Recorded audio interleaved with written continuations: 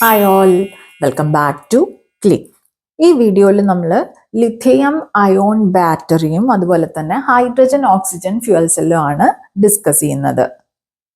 ബാറ്ററീസിൽ first one നമ്മൾ discuss ചെയ്യുന്ന lithium ion battery. നമുക്ക് ആദ്യം തന്നെ ലിഥിയം അയോൺ ബാറ്ററിയുടെ പാർട്സ് എന്തൊക്കെയാണെന്ന് നോക്കാം. ഒരു പോസിറ്റീവ് ഇലക്ട്രോഡ് ഉണ്ടാവും, അതിനെയാണ് നമ്മൾ കാത്തോഡ് എന്ന് വിളിക്കുന്നത്. ഒരു നെഗറ്റീവ് ഇലക്ട്രോഡ് ഉണ്ടായിരിക്കും, അതിനെയാണ് നമ്മൾ ആനോഡ് എന്ന് വിളിക്കുന്നത്. ഇതിന്റെ രണ്ടിന്റെ ഇടയിൽ അയോൺസിന്റെ മൂവ്മെന്റിന് വേണ്ടിയിട്ട് ഒരു ഇലക്ട്രോലൈറ്റ് ഉണ്ടായിരിക്കും. അതുപോലെ ആനോഡിനെയും കാഥോഡിനെയും തമ്മിൽ സെപ്പറേറ്റ് ചെയ്യുന്ന ഒരു പോറസ് ആയിട്ടുള്ള സെപ്പറേറ്റർ ഉണ്ടായിരിക്കും. ഇത്രയാണ് മെയിൻ പാർട്സ് ആയിട്ട് വരുന്നത്. നമുക്ക് പോസിറ്റീവ് ഇലക്ട്രോഡ് അല്ലെങ്കിൽ കാഥോഡ് ആയിട്ട് യൂസ് ചെയ്യാൻ പറ്റുന്നത് metal oxide, lithium metal oxides ആണ് നമ്മൾ യൂസ് ചെയ്യുന്നത്. എക്സാമ്പിൾ പറയുകയാണെങ്കിൽ lithium cobalt oxide, lithium iron phosphate തുടങ്ങിയിട്ടുള്ളതൊക്കെയാണ് നമ്മൾ, അതായത് ലിഥിയം മെറ്റൽ ഓക്സൈഡ്സിനെയാണ് നമ്മൾ കാഥോഡ് ആയിട്ട് യൂസ് ചെയ്യുന്നത്. അതേസമയം നെഗറ്റീവ് ഇലക്ട്രോഡ് അല്ലെങ്കിൽ ആനോഡ് ആയിട്ട് നമ്മൾ സാധാരണ യൂസ് ചെയ്യുന്നത് കാർബൺ അല്ലെങ്കിൽ ഗ്രാഫൈറ്റ് ആണ്. ഇലക്ട്രോലൈറ്റ് ആയിട്ട് നമ്മൾ യൂസ് ചെയ്യുന്നത് ലിഥിയം സോൾട്ട്സ് ആണ്. ലിഥിയം സോൾട്ട്സ് സെപ്പറേറ്റർ ആയിട്ട് നമുക്ക് പോളിയെത്തിലീൻ, പോളിപ്രോപ്പിലീൻ ഒക്കെ തുടങ്ങിയിട്ടുള്ള പോളിമേഴ്സ് ആണ് നമ്മൾ യൂസ് ചെയ്യുന്നത് കേട്ടോ. ഇനി ലിഥിയം അയോൺ ബാറ്ററിയുടെ വർക്കിംഗ്, ചാർജ് ചെയ്യുമ്പോഴും എന്താ സംഭവിക്കണേ, ഡിസ്ചാർജ് ചെയ്യുമ്പോൾ എന്താ സംഭവിക്കണേ എന്ന് നമുക്ക് നോക്കാം. ചാർജ് ചെയ്യുന്ന സമയത്ത് പോസിറ്റീവ് ടെർമിനല് കാഥോഡ്, അതായത് പോസിറ്റീവ് ഇലക്ട്രോഡ് ആയിരുന്നു കാഥോഡ്, അതുമായിട്ട് കണക്റ്റഡ് ആണ്. നെഗറ്റീവ് ടെർമിനല് നെഗറ്റീവ് ഇലക്ട്രോഡ് ആയിട്ടുള്ള ആനോഡുമായിട്ട് കണക്റ്റഡ് ആണ്. കറണ്ട് ഈ ഡയറക്ഷനിൽ പോസിറ്റീവ് ടു നെഗറ്റീവ് നമ്മുടെ കൺവെൻഷണൽ കറണ്ട് ഫ്ലോ എന്ന് പറയുന്നത് നടക്കുന്നു, അതായത് കാഥോഡിൽ നിന്ന് ആനോഡിലേക്ക് എന്നുള്ള രീതിയിൽ. അപ്പൊ ഇവിടെ ഉണ്ടാവുന്ന പ്രോസസ്സ് എന്താണെന്ന് നോക്കാം. കാഥോഡ് ആയിട്ട് നമ്മൾ പറഞ്ഞിരുന്നു ലിഥിയം മെറ്റൽ ഓക്സൈഡ് ആണ് നമ്മൾ കാഥോഡ് ആയിട്ട് എടുക്കുന്നത്.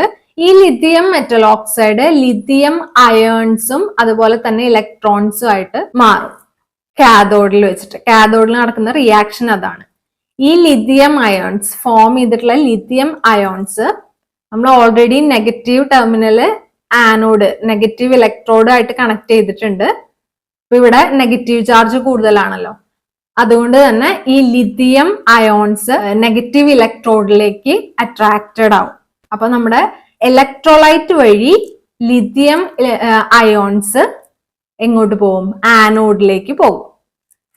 ഓക്കെ, അതേസമയം ഇലക്ട്രോൺസ് എന്താ ഉണ്ടാകുന്നത്, കൺവെൻഷണൽ കറണ്ട് ഫ്ലോന്റെ നേരെ ഓപ്പോസിറ്റ് ഡയറക്ഷൻ, അതായത് കാഥോഡിൽ നിന്ന് ആനോഡിലേക്ക്. ഇവിടെ ചെല്ലുന്ന ലിഥിയം അയോൺസ് നമ്മുടെ ആനോഡായിട്ട് നമ്മൾ എടുത്തിട്ടുള്ളത് കാർബൺ, ഗ്രാഫൈറ്റ് ഫോമിലുള്ള കാർബൺ ഒക്കെയാണ്. ആ ഗ്രാഫൈറ്റുമായിട്ട് റിയാക്ട് ചെയ്തിട്ട് ലിഥിയം കാർബൈഡ് ഉണ്ടാവും. ഓക്കെ, അതാണ് ഇവിടെ നടക്കുന്ന റിയാക്ഷൻ. ഇനി നമ്മൾ ലോഡ് കണക്ട് ചെയ്യുകയാണെങ്കിൽ എന്താണ് ഉണ്ടാവണേ നോക്കാം. ലോഡ് കണക്ട് ചെയ്യുന്ന സമയത്ത് ചാർജിങ് നടന്ന സമയത്ത് നടന്നതിന്റെ നേരെ ഓപ്പോസിറ്റ് റിയാക്ഷൻ ആണ് നടക്കുക. അതായത് ഇവിടെയുള്ള ലിഥിയം അയോൺസ്, ഓൾറെഡി ആനോഡ് സൈഡിലുള്ള ലിഥിയം അയോൺസ് തിരിച്ച് കാഥോഡ് അല്ലെങ്കിൽ പോസിറ്റീവ് ഇലക്ട്രോഡിന്റെ സൈഡിലേക്ക് പോവുകയാണ്. അത് മെറ്റൽ ഓക്സൈഡുമായിട്ട് കമ്പൈൻ ചെയ്ത് ലിഥിയം മെറ്റൽ ഓക്സൈഡ് റീജനറേറ്റ് ചെയ്യും. അതേസമയം ആനോഡില് ഡിസ്ചാർജ് സമയത്ത് നടക്കുന്നത്, ആനോഡില് ലിഥിയം കാർബൈഡ് ലിഥിയം അയോൺസും അതുപോലെ കാർബണുമായിട്ട് മാറും.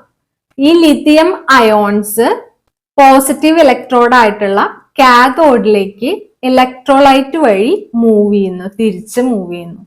അപ്പോ അത് കാഥോഡിൽ വെച്ചിട്ട് മെറ്റൽ ഓക്സൈഡുമായിട്ട് റിയാക്ട് ചെയ്ത് തിരിച്ച് ലിഥിയം മെറ്റൽ ഓക്സൈഡ് ഫോം ചെയ്യും.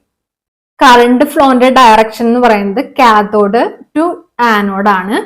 അതേസമയം ഇലക്ട്രോൺ ഫ്ലോ എന്ന് പറയുന്നത് അതിന്റെ നേരെ ഓപ്പോസിറ്റ് ഡയറക്ഷനിലാണ് വരിക, ആനോഡ് ടു കാഥോഡ് ആണ്.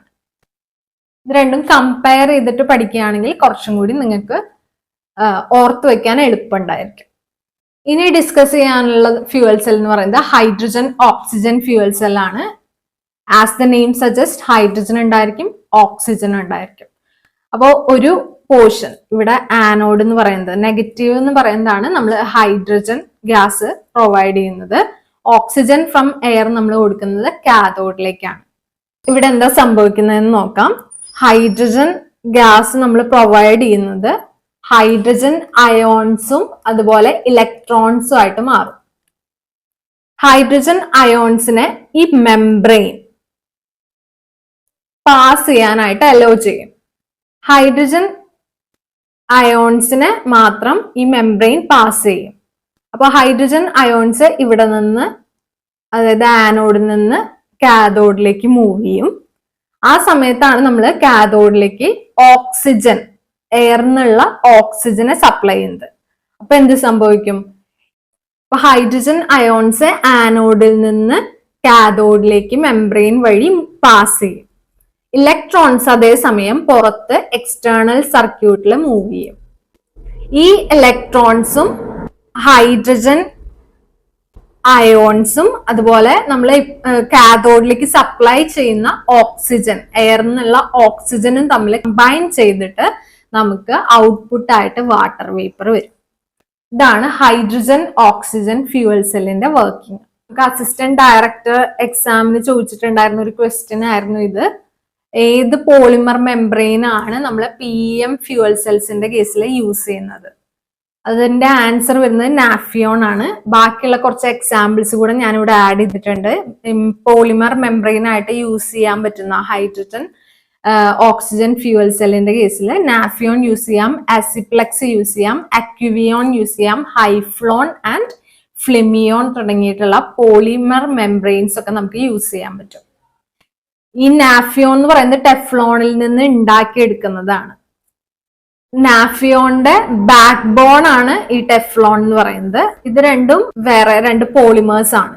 പക്ഷെ നമ്മൾ ഫ്യൂവൽ സെല്ലിന്റെ കേസിൽ പോളിമർ മെംബ്രെയിൻ ആയിട്ട് യൂസ് ചെയ്യുന്നത് നാഫിയോൺ ആണ് കേട്ടോ. അപ്പോൾ വീഡിയോ ഇവിടെ വൈൻഡപ്പ് ചെയ്യുവാണേ. വീഡിയോ നിങ്ങൾക്ക് യൂസ്ഫുൾ ആയിട്ട് ഫീൽ ചെയ്യുന്നുവെങ്കിൽ ലൈക്ക് ബട്ടൺ ക്ലിക്ക് ചെയ്യുക. അതുപോലെ തന്നെ എന്തെങ്കിലും സംശയങ്ങളുണ്ടെങ്കിൽ കമന്റ് ബോക്സിൽ ചോദിക്കാവുന്നതാണ്.